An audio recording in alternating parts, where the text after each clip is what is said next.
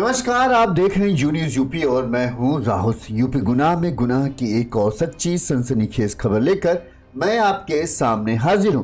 कल हमने एक खबर दिखाई थी यूपी के उन्नाव जिले की, जहां पर एक 25 साल के युवक की बड़ी ही बेदर्दी से हत्या कर दी गई थी। युवक 12 तारीख की शाम से लापता था और 14 तारीख की सुबह जो है उसकी लाश मिली। पुलिस इस पूरे हत्याकांड की जांच में जुटी हुई थी और महज 24 घंटे के अंदर ही पुलिस ने इस हत्याकांड का सनसनीखेज खुलासा किया। जैसा कि अक्सर हम कहते हैं कि बाहर वालों से ज्यादा आपको अपनों से ही खतरा होता है। यहाँ पर भी इस युवक की हत्या का जिम्मेदार कोई और नहीं, वो शख्स निकला जो इसके साथ आखिरी बार इसके साथ था, जिसे वो अपना दोस्त, अपना भाई मानता था। उसने अपने दूसरे दोस्त के साथ मिलकर इसको दगा दिया और दोनों ने मिलकर इसे मौत के घाट उतार दिया था।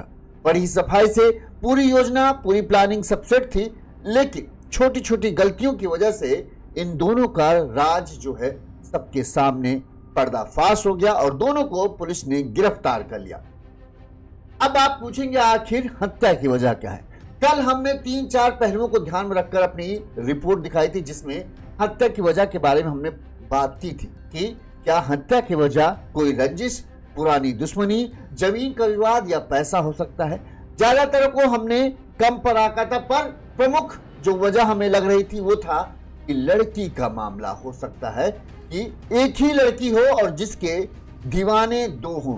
पहला दीवाना ये लड़का हो, दूसरा कोई और हो, और उस दीवानों का जो है प्यार जो है टकराता है और इस टक्कर में एक की मौत होती है, एक की हत्या होती है और एक हत्यारा बन जाता है। निकलता भी यही है।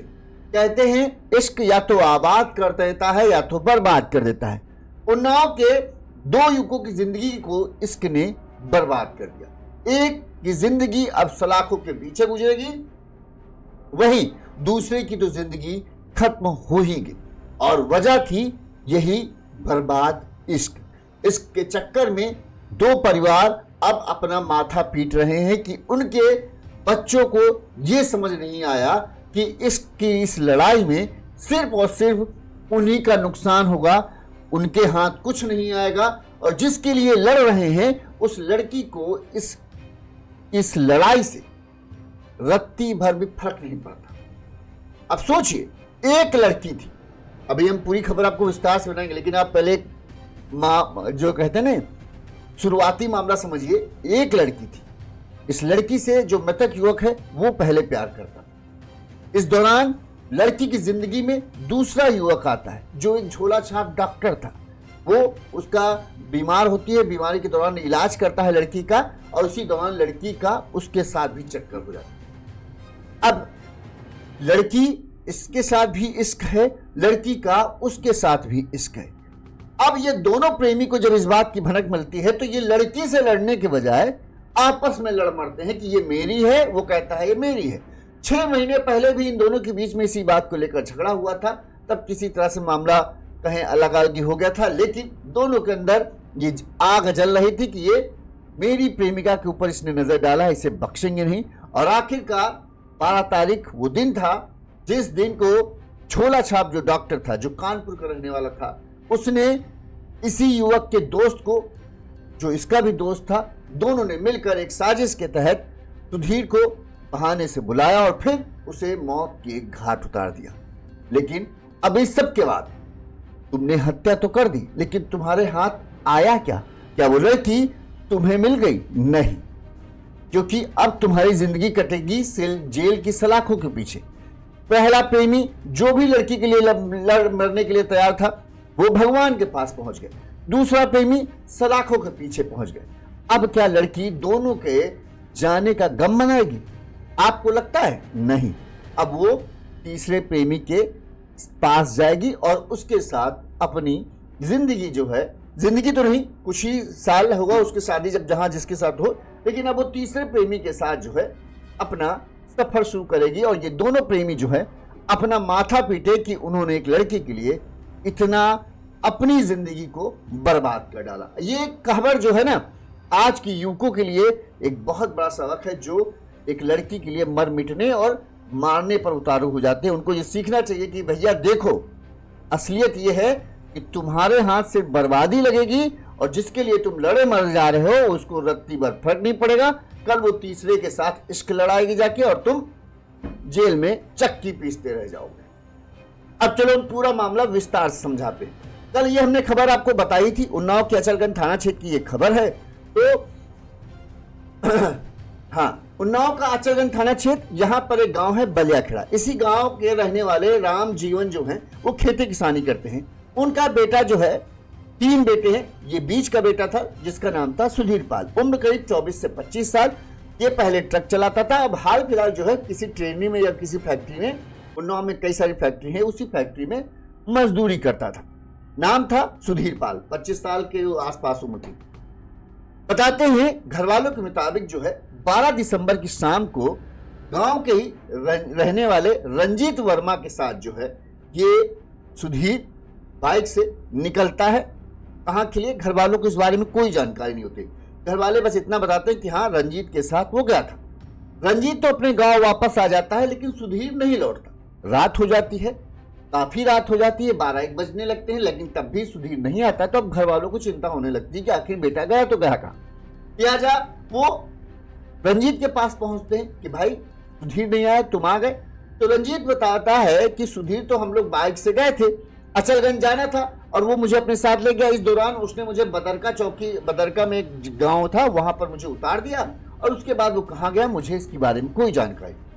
घर वालों के साथ जब घर वाले ढूंढने निकलते हैं तो रंजीत भी उनके साथ ढूंढते हुए सुधीर को निकलता है। घर वालों को लगता है कि रंजीत के ऊपर कहीं, रंजीत उसका अच्छा दोस्त था, लिहाजा वो शायद हो सकता उसे नहीं पता हो। रंजीत भी पूरा ड्रामा खेल रहा था। वो घर वालों के साथ सुधीर को खोजने की पूरी कोशिश जुटा था। इस दौरान जो है 13 तारीख तक सुबह तक सुधीर का कुछ भी पता नहीं चलता। 13 दिसंबर को बदरका छिड़िया गांव के बीच में जो कच्चा रास्ता है, उस रास्ते में जो एक होमगार्ड गुजर रहे थे, उन्हें उस रास्ते के किनारे एक आवारा बाइक, अब मतलब कहें वहां एक सुनसान रास्ते पे बाइक खड़ी दिखती है। अचानक से सुबह सुबह, इतनी सुबह उनका कहना था कि जब हमने बाइक देखी तो मुझे लगा ये बाइक यहाँ पर क्या कर रही। बाइक पर बताते हैं शायद चाबी भी लगी हुई थी। अब उनको कुछ संदिग्ध लगा कि इतनी सुनसान जगह सुबह सुबह ये बाइक खड़ा। उन्होंने आवाज लगाकर बुलाने की कोशिश की लेकिन कोई नहीं बोला और बाइक वहीं पर खड़ी। लिहाजा उन्हें लगा चलो इस बाइक को चौकी में दर्ज खड़ी कर देंगे। अगर जो भी जिसकी भी बाइक होगी, चोरी किसी ने की होगी या कहीं से लापता हो गया, हो सकता कोई नशेड़ी हो जो चलाता हो बाइक को, उसने वहीं बाइक खड़ी कर दी और शराब के नशे में कहाँ चला गया पता नहीं। तो जो भी होगा वो पुलिस चौकी जरूर अपनी बाइक, भाई 80-90 हज़ार की बाइक आती है तो बाइक को तो ऐसे छोड़ेगा नहीं, कोई ना कोई आएगा जरूर। लिहाजा वो सिपाही जो थे वो बदरका चौकी में उस बाइक को लेके गए। पुलिस ने बाइक नंबर के आधार पर जो है सुधीर के परिजनों से बाइक नंबर से पता चलती डिटेल निकाली और सुधीर के घर तक वो पहुंचे। उन्होंने बाइक दिखाई तो घर वालों ने पहचान कर ली कि हाँ ये सुधीर है। इसके बाद पूछा गया सुधीर कहाँ है, तो परिजनों ने बताया कि कल शाम को ये रंजीत के साथ गया लेकिन रंजीत घर वापस आ गया, सुधीर नहीं आया। लिहाजा पुलिस ने सुधीर की गुमशुदा होने की रिपोर्ट दर्ज करी। इसके बाद जो है परिवार के लोग और जो पुलिस वाले हैं वो सब वहां पहुंचते हैं जहां पर बाइक मिली थी। उस बाइक के आसपास जो है ये पूरे एरिया को खंगालते हैं लेकिन वहां से भी सुधीर का कोई पता नहीं चलता। इस दौरान जो है रंजीत भी इनके साथ था। बताते हैं कि जहां बाइक मिली थी उसी से कुछ दूरी पर मंगू नाम के एक बदरका के रहने वाले मंगू नाम का एक खेत था जो थोड़ा झाड़ी जंगाड़ी ज्यादा वहां पर है। उस खेत में ही सुधीर की लाश झाड़ियों के पीछे छुपी हुई थी। लेकिन जब पुलिस वाले उधर जाने लगे तब रंजीत ने उन्हें बहका कर वहां से चलता कर लिया कि अरे यहाँ तो हम लोग देख चुके हैं, यहाँ कुछ नहीं है और यहाँ तो वो आएगा क्यों। अब पता नहीं कैसे किसने बाइक छोड़ दी। लिहाजा पुलिस वाले भी उसकी बातों में आ गए और वहां से वापस हो गए। अगर शायद वो उसकी बातों में ना आकर सघन तलाशी करते तो शायद उसी दिन सुबह ही जो है सुधीर की लाश मिल जाती।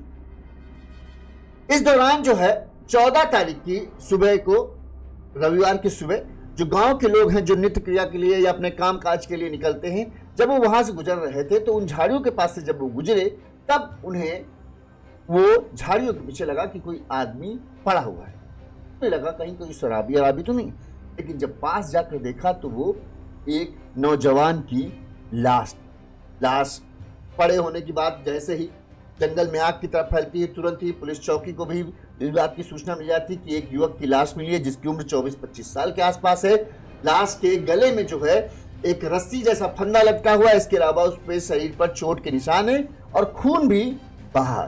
तुरंत ही पुलिस टीम मौके पर पहुंचती है, शव को कब्जे में लेती है, डॉग स्क्वाड टीम को बुलाया जाता है, फॉरेंसिक टीम को बुलाया जाता है। वहीं चूंकि सुधीर की उम्र भी वही उम्र थी 24-25 साल के आसपास जो लाश की उम्र थी, तुरंत ही सुधीर के परिजनों को बुलाया जाता है कि भाई एक हमें नौजवान युवक की लाश मिली है, जरा आकर पहचान करो कि क्या कहीं ये तो आपका बेटा सुधीर तो नहीं है।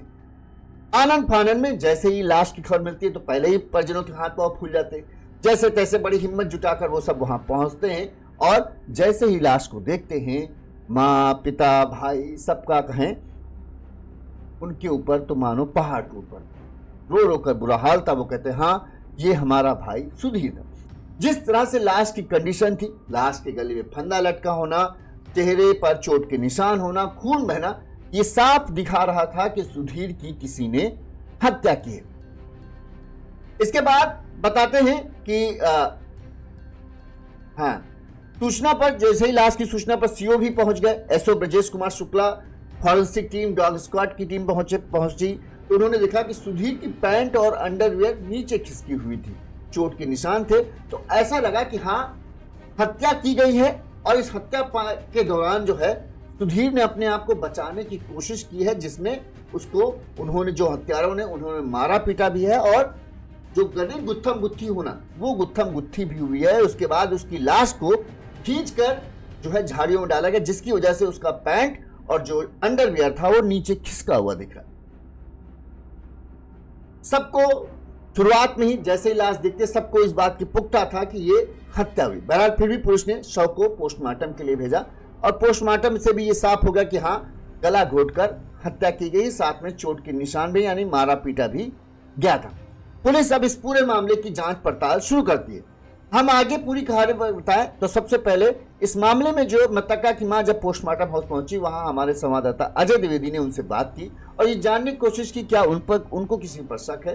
तो वो बस एक ही बात कहती रही कि भैया हमको तो किसी दुश्मनी के बारे में नहीं पता, हाँ फोन आया था, रंजीत के साथ गए थे, अगर कुछ भी पता होगा तो रंजीत को पता होगा या उसके फोन में कुछ ऐसा मिल सकता है जिससे ये पता चल जाए कि आखिर उनके बेटे की हत्या क्यों की गई।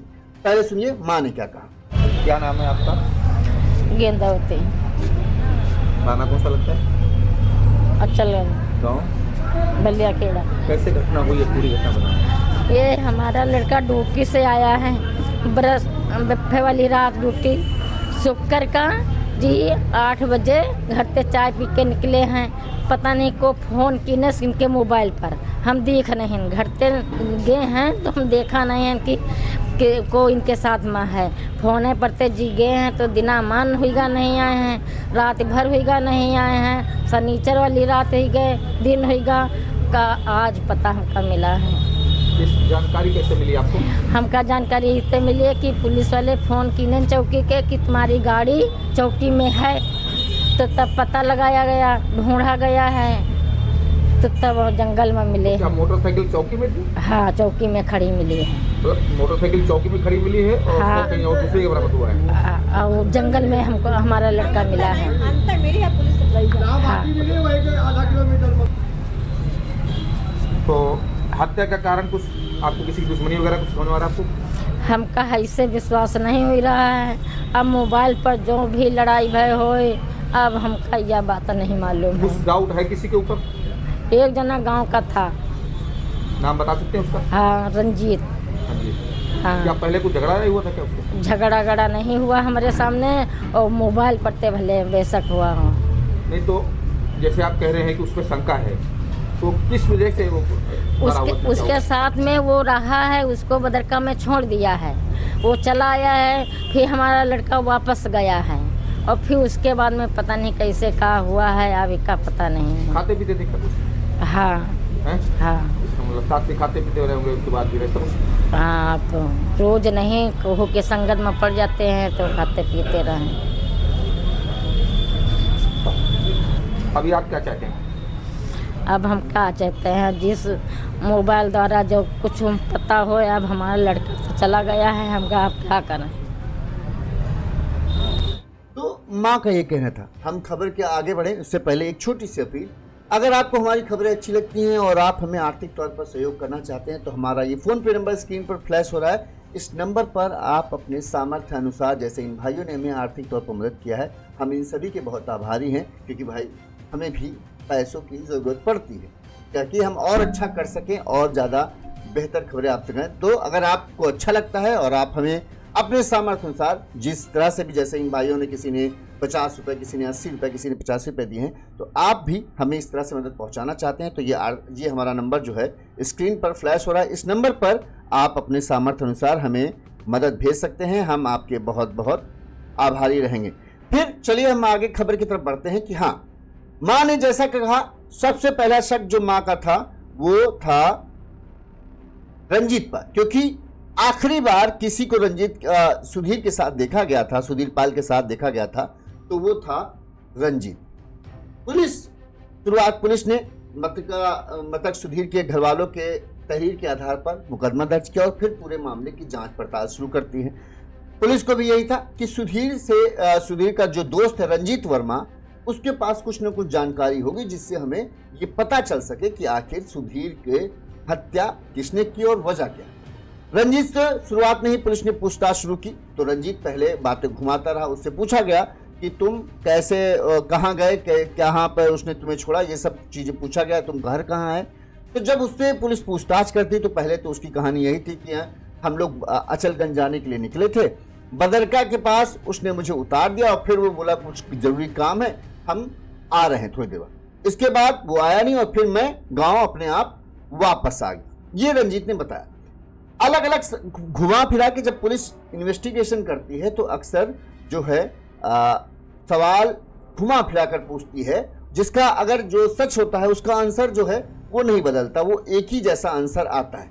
लेकिन यहाँ पर जो है सुधीर से जब भी पूछताछ होती तो उसके जवाब में थोड़ा सा गोलमोल मामला दिखता। लिहाजा पुलिस को यह हुआ कि कुछ न कुछ रंजीत ऐसा है जो जानता है और हम लोगों से छुपा रहा है।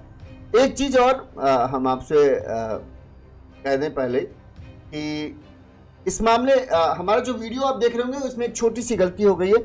जो दो शख्स जो आरोपी हैं उसमें एक रंजीत वर्मा है, दूसरा संदीप निषाद है। वहां पर गलती से सुधीर निषाद लिख गया है, हम उसके लिए माफी चाहते हैं। हमारे एडिटर से गलती हुई, हम उसे सुधार लेंगे जल्दी। लेकिन हम आपको बता दे रहे हैं कि वहां उसका नाम जो आरोपी है, दूसरा मुख्य आरोपी जो है उसका नाम है संदीप निषाद और रंजीत वर्मा। इन दोनों ने मिलकर ही जो है इनकी हत्या की। हाँ, पुलिस को शक हुआ कि रंजीत झूठ बोल रहा है, लिहाजा पुलिस ने जैसे ही रंजीत के साथ सख्ती की, रंजीत टूट जाता है और ये मान लेता है कि हाँ वो और उसके दोस्त ने मिलकर जो है सुधीर पाल की हत्या की है और उन्होंने इस हत्या को एक साथ मिलकर अंजाम दिया है। पुलिस पूछताछ के बाद जो है सबसे पहले कानपुर नगर के नवाबगंज थाना क्षेत्र के भोपालपुरवा के रहने वाले 28 साल के संदीप पुत्र सूरकलाल निषाद, यानी ये सूरकलाल निषाद का बेटा था संदीप, ये बताते हैं यहाँ पर इस गांव के क्षेत्र में या बदरका में जो है डॉक्टर काम करता, डिग्री नहीं है, झोला छाप डॉक्टर जो आजकल चलता है, उस डॉक्टर का तरह ये काम अपनी दुकान चलाता था और लोगों का इलाज करता था। पुलिस ने इसे गिरफ्तार किया। वहीं उन्नाव के अचलगंज थाना क्षेत्र के बलिया खेड़ा के रहने वाले 27 साल के रंजीत वर्मा पुत्र रामचंद्र वर्मा को सुधीर की हत्या के मामले में हिरासत में लिया। इन दोनों से पूछताछ की गई। पूछताछ में चौंकाने वाला खुलासा हुआ। पुलिस के अनुसार जो है मृतक सुधीर और अभियुक्त जो मुख्य अभियुक्त है संदीप निषाद, ये दोनों जो है गांव की एक ही लड़की से प्यार करते हैं।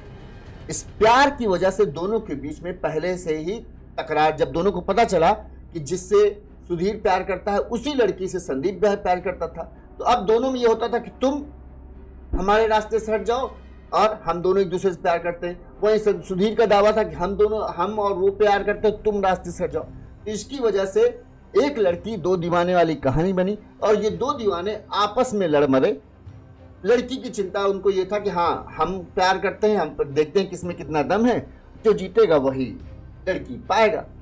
तो दोनों के बीच में बताते हैं पहले भी कई बार इस चीज को लेकर झगड़ा हुआ था और एक दूसरे को ये हर तरीके से धमकी उमकी दे चुके थे। संदीप को लगा कि सुधीर ऐसे तो उसकी प्रेमिका का पीछा छोड़ने वाला नहीं है, लिहाजा बताते हैं कि संदीप और ये जो रंजीत है ये दोनों अच्छे खासे दोस्त हैं और व्यवहारी भी हैं। यहां तक कि कहते हैं रंजीत ने ही जो है लड़की से संदीप का परिचय कराया था, लिहाजा रंजीत भले ही दोस्त सुधीर का बनता हो लेकिन असल में वो ज्यादा गहरा दोस्त जो था वो संदीप का था। इन दोनों ने मिलकर अमित को हमेशा के लिए ठिकाने लगाने की योजना बनाई। इसी योजना के तहत ही जो है 12 तारीख को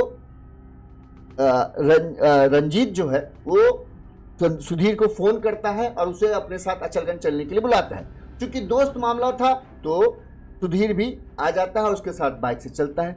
यहाँ पर पहले से ही संदीप इस तैयारी में था कि किस तरह से पूरी वारदात को अंजाम देना है। बताते हैं कि बीच रास्ते में ही संदीप जो रंजीत था वो बहाने से सुधीर से बाइक रुकवाता है सुनसान जगह पर और इससे पहले सुधीर को समझ पाता रंजीत और संदीप ने मिलकर उसे दबोच लिया और रस्सी नुमा जो साड़ी के कपड़े से जो एक रस्सी बनती है उसी कपड़े से जो है उसके गले में फंदा लगाया और उस फंदे को तब तक कसते रहे जब तक कि सुधीर पाल की मौत नहीं हो गई। इस दौरान दो हाथापाई भी हुई। हाथापाई यानी मतलब सुधीर भी जो है ठीक ठाक था, उसने अपने आप को बचाने की कोशिश की, लेकिन ये दो लोग थे लिहाजा थोड़े हाथापाई में जो सुधीर को चोट भी आई, उसके चेहरे पर भी इन्होंने मारा वारा जिसकी वजह से उसके चेहरे से खून वून निकल रहा था।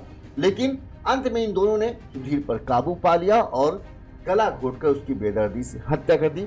इसके बाद उसकी लाश को वहीं झाड़ियों में छुपाकर ये दोनों अपने अपने कपड़े, जिन कपड़ों को ये पहनकर गए थे उसमें भी, क्योंकि हाथापाई में उसमें भी मिट्टी खून लगा, लिहाजा उन कपड़ों को इन्होंने ठिकाने लगाया। दूसरे कपड़े पहनकर रंजीत जो है गांव वापस आ जाता है और संदीप अपने काम पर निकल जाता है। किसी को उनको लगा किसी को पता नहीं चलेगा, जल्दी कोई यहाँ आता जाता नहीं और जब तक पता लगेगा तब तक तो सुधीर की लाश गलवल जाएगी, तो हाँ कौन ढूंढ पाएगा। ये पूरा इनका प्लान था। लेकिन इनका प्लान फेल वहां से हुआ जहां पर होमगार्ड को पहले वो बाइक मिल जाती है और अगले दिन गांव के लोग जब वहां से गुजरते हैं उन्हें सुधीर की लाश मिल जाती है। इस मामले में जब पुलिस ने रंजीत से पूछताछ की तो रंजीत ने पूरी बात स्वीकार की कि हाँ हमने ही हत्या की। रंजीत ने बताया कि गांव की एक युवती से करीब 1.5 साल पहले सुधीर का मतलब उसका अफेयर चलता था, तब सुधीर ट्रक चलाता था। इस दौरान जो है युवती की तबीयत खराब हुई तो गांव में आने वाले झोला छाप डॉक्टर कानपुर के नवाबगंज के भोपालपुरवा के रहने वाले संदीप निषाद से उस युवती का संपर्क हो गया। रंजीत का कहना है रंजीत और संदीप जो है एक दूसरे के पुराने मिलने वाले हैं और अच्छे व्यवहारी। कहते हैं रंजीत ने बताया कि हम उसी ने जो है युवती की दोस्ती जो है संदीप से कर। दरअसल संदीप को वो जब वो बीमारी में इलाज कर रहा था तो उसे अच्छी लगी रंजीत से। उसने कहा कि भाई तुम्हारे गांव की है, पहचान करा दो। तो रंजीत ने ही संदीप से उसकी बताते हैं पहचान करवाई।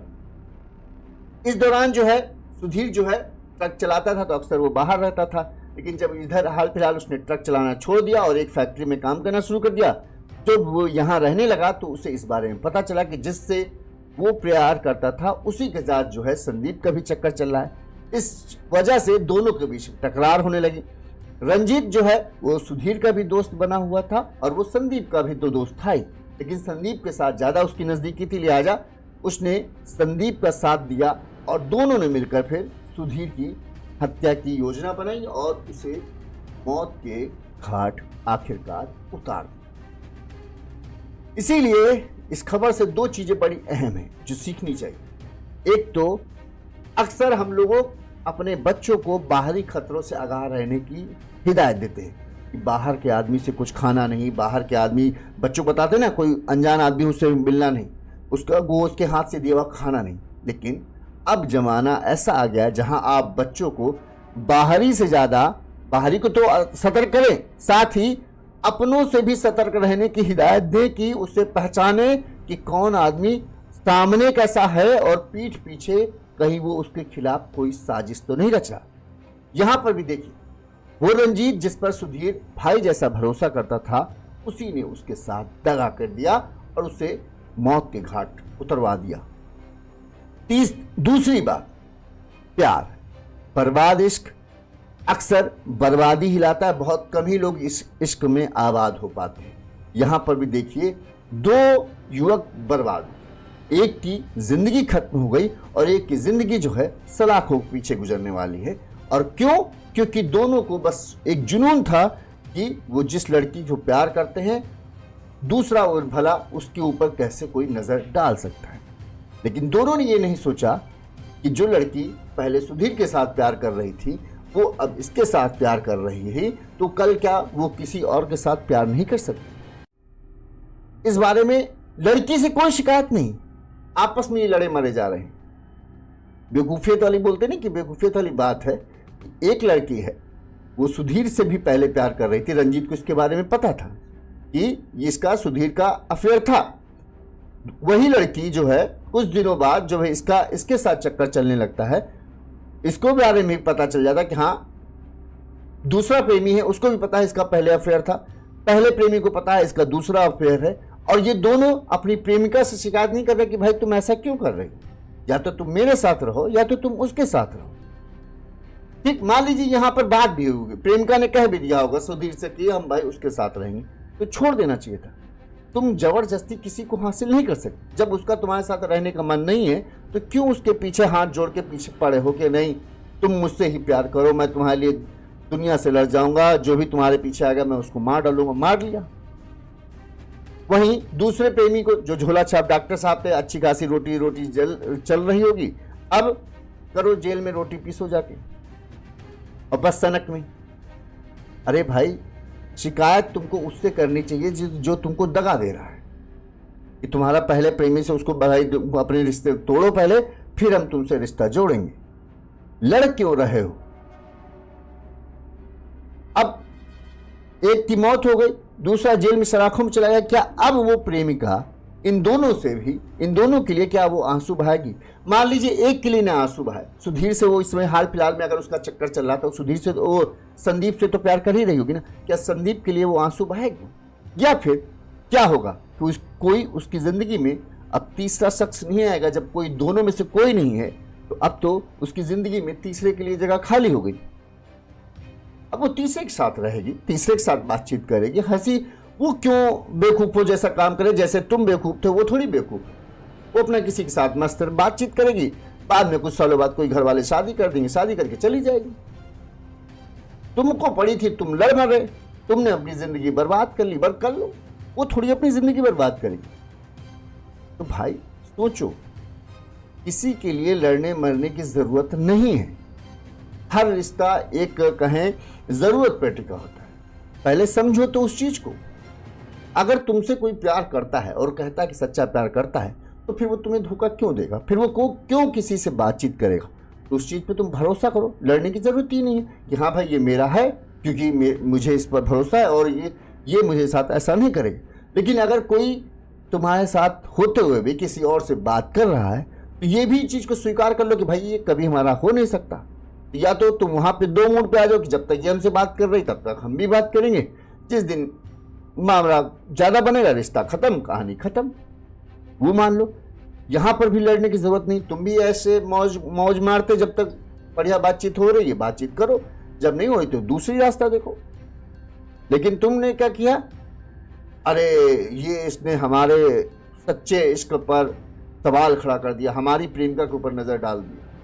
वो हमारी प्रेमिका है, वो हमारी प्रेमिका है। लड़ मरो, तुम जा गए जेल, वो गए स्वर्ग। अब यहाँ पे ये प्रेमिका रह गई जो अब तीसरे मजनू को ढूंढेगी। यही होगा, सच यही है।